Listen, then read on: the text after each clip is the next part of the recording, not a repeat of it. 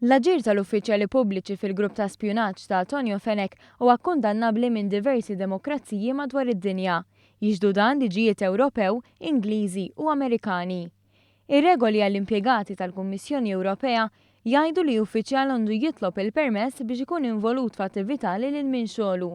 Talba li għandha tkun rifjutata jekk l-attività se xekkel il-ħidma tiegħu jew li ma tkunx kompatibbli mal-interessi tal-istituzzjoni. Barra minn hekk uffiċjal ma jistax jiżvela informazzjoni fuq proċeduri legali li huwa jaf dwarhom permezz ta' dmirijiet tiegħu.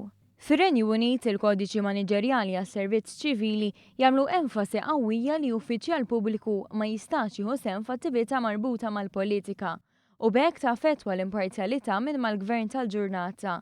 Lanqas jistgħu jipparteċipaw fi kwestjonarji u attivitajiet li permezz tagħhom jikxfu l-identità politika tagħhom.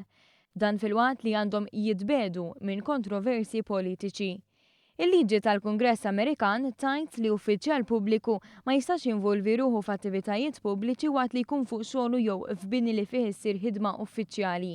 Il-Bank Ċentrali ta' pajjiżna wkoll għandu l-kodiċi etika tiegħu, kodiċi li jittrattaw is-sensittività tal-operat u l-manager tal-istess bank Chris Patch li hu membru fil-grupp ta' Antonio Fenech żgur li kien konxju tagħhom.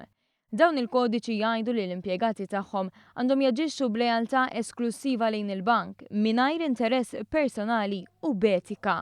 Barra minn hekk il-ħaddiema kollha jridu jirrispettaw in-natura konfidenzjali tax-xogħol, iridu wkoll jevitaw li jinvolvu ruħhom f'kontroversji pubbliċi u jevitaw il-konflitt t'interess. Dawn il-liġijiet iġibu fix-xejn kliem Jason Azzopardi li nhar it-tlieta qal li huma biss pajjiżi dittatorjali li ma jħallux uffiċjali pubbliċi jieħdu sehem f'attivitajiet partiġjani.